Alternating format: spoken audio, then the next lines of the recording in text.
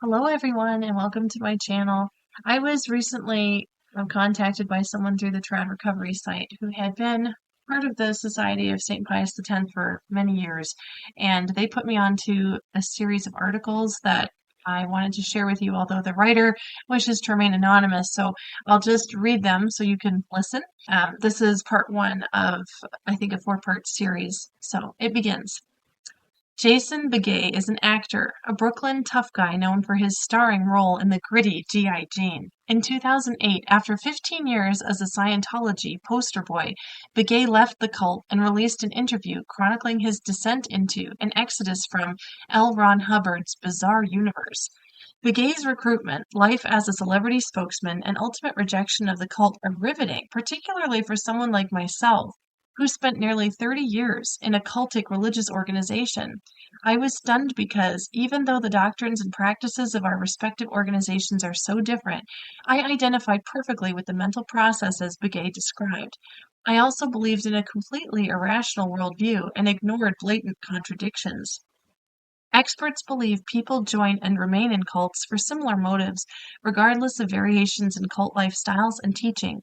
Harder to find in scholarly research is an explanation of how or why people in wildly differing cults exhibit such similar mental and emotional symptoms.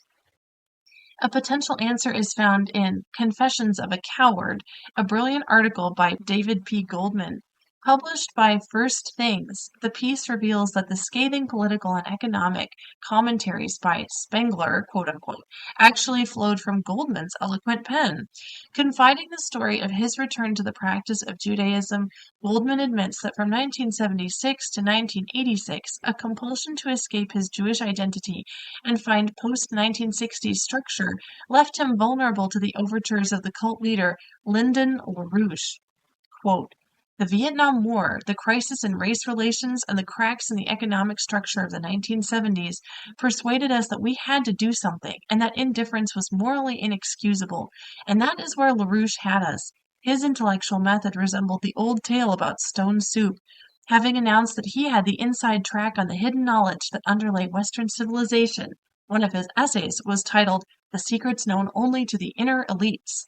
He attracted a small parade of intellectual orphans whom he then put to elaborating the details. Unquote. The first time I read Goldman's description of LaRouche's soup, my blood froze.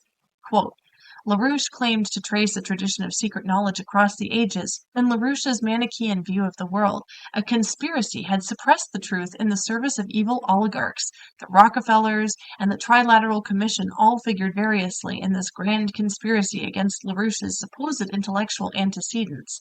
Jewish banking families kept popping up in LaRouche's accounts of the evil forces. Unquote. The worldview promoted by the organization in which I spent my youth mirrors LaRouche's, but it was not the content that gripped me. What truly leaped off the screen of Goldman's Confessions was a clue about how cults produce this profound psychological effect that can grab even the brightest of minds into a cult syndrome. Goldman exposes what happens when the Gnostic mind meets reality. Quote, you might think, you should think, that this, LaRouche's anti-Semitism, would have sent us running for the exits. But godless and faithless, we were all possessed by a fear of being Jewish, and LaRouche offered us a rock to hide under. In a Carto-influenced article LaRouche later tried to suppress, he put the number of Jewish dead at around 1.5 million. I knew all about this, and I looked the other way. LaRouche took my quantitative study and combined it with the paranoid musings of other researchers into a book, Dope Incorporated, that had unmistakable anti-Semitic overtones. I knew about this too, and again I looked the other way. Unquote. Cults change not only what we know, but how we know. Aristotle and Aquinas teach reality-based epistemology, an explanation of human knowing. For these philosophers, knowledge is derived from analyzed sensory information that renders general principles. We move from encountering particulars to a generalized understanding. A classic example is that through repeated exposure to specific dogs or chairs, we distill a universal concept of dogness or chairness. We grasp the essence of what makes all dogs and chairs what they are, instead of something else. We also gain knowledge through the testimony of credible witnesses when we accept the analysis of trustworthy people. We test this knowledge by observing its consequences.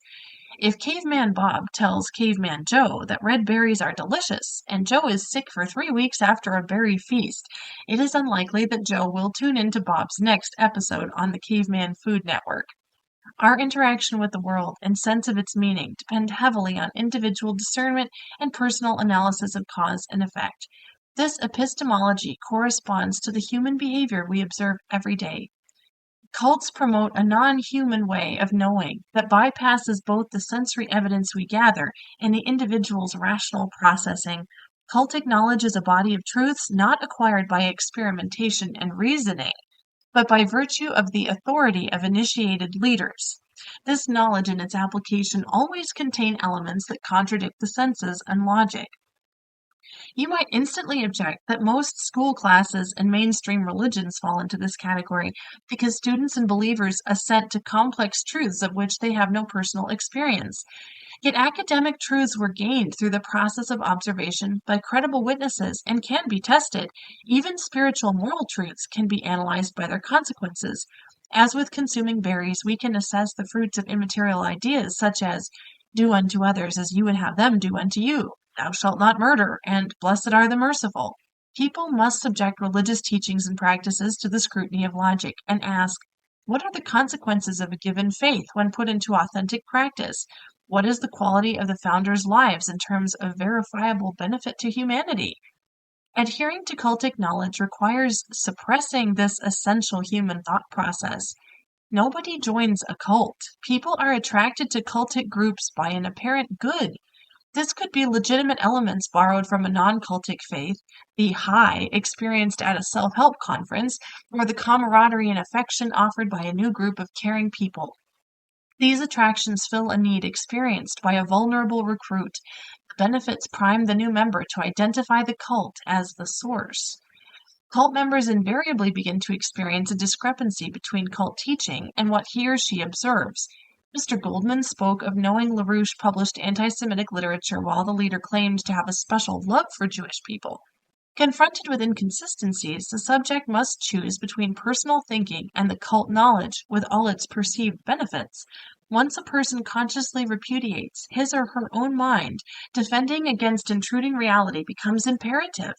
As the cult thought becomes more and more invasive, the member no longer lives life based on the normal ebb and flow of information, analysis, and personally selected behavior. Instead, the subject defaults to freestanding dictums that have no root in reality. The mind continues to receive sensory input from the world, and this causes dissonance, a struggle between suppressed reason attempting to reassert itself and the post-analytical intellect. 911 truthers watched with the rest of the world as cascading Twin Tower debris struck Building 7, igniting the fires that resulted in its collapse.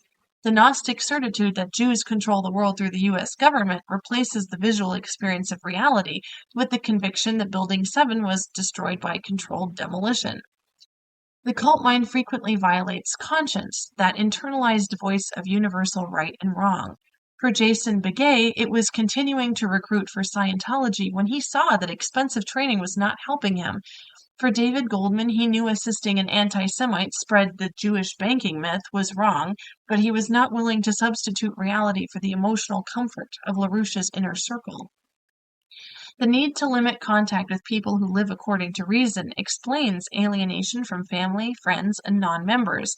Living extensions of the Gnostic group mind are only comfortable with people who affirm the illusion in which they live. Within a cult, subjects serve to continuously monitor one another's level of blind adherence to cult ideology and to suspension of critical thought. Deviations such as questioning or criticism are met with social sanctions that vary in intensity depending on the cult. Anyone who threatens the unity of thought is deemed an enemy. Such a person threatens the essential psychologically dependent state that constitutes the essence of the cult. The Gnostic mind is often compartmentalized, and people who eschew reason in one area of life are able to function at high levels of professionalism in others. The more dangerous cults are precisely those whose members seem relatively normal on the surface because they offer fewer external warnings to the vulnerable. Gnostic knowledge provides profound emotional pleasures. True believers are certain that they see the truth, and their fellow human beings are ignorant and duped. This conviction generates a sense of importance that many people lacked in the real world, quote unquote. Men like Begay and Goldman were not losers, but both confessed insecurities or a sense of personal lack of completeness that was remedied by their place in the cults. The cults teach that life outside is devoid of meaning. It takes a great deal of mental energy to refute the constant influx of reality, and this is why so many bury themselves in the cause of the cult to the point of obsession. Laser focus on the group's mission produces white noise that blocks, doubts, and contributes further to the isolation of cult members from those who have no interest in the one-track mind of those in the organization. Understanding the cult-imprisoned mind leads to more effective intervention. Deeply addicted to perceived emotional benefits, cult members resist any threat to their voluntary mental captivity. Being ostracized or shunned by family reinforces their attachment to the group. Friends and family who want to help others leave a cult must start with providing a sense of security and kindness that will permit, imperceptibly, the relaxation of the Gnostic mind. There will already be plenty of stored impressions of failure and contradiction in the cult. If the imprisoned subject feels he or she doesn't need the cult, they may have the mental strength to begin to listen to their own mind again. Whatever its inception, cult exodus almost always entails tremendous mental and emotional suffering. The deepest pain is the sense of betrayal, of having tolerated or committed acts one knew in the healthy mind were wrong. There is a honeymoon period during which members see nothing but the good. Sooner or later, the contradictions and flaws appear. Because they are dependent upon the group to supply emotional needs, the members often become bystanders as they participate in or justify abuse or irrational behavior. Providing a place without judgment is crucial, or the member may return to the cult just to escape internal or external condemnation. In part 2 of my series of articles, we will examine the particular challenges to cult exodus posed by the Gnostic mental process. We owe a debt of gratitude to ex-members like Jason Begay and David Goldman for their confessions, self-revelations, which are anything but cowardly. By speaking candidly of their experiences, they put to rest the harmful myth that only the ignorant fall prey to the enticement of cults. Their honesty paves the way for a new way of helping those imprisoned within their own minds. End of article, part 1.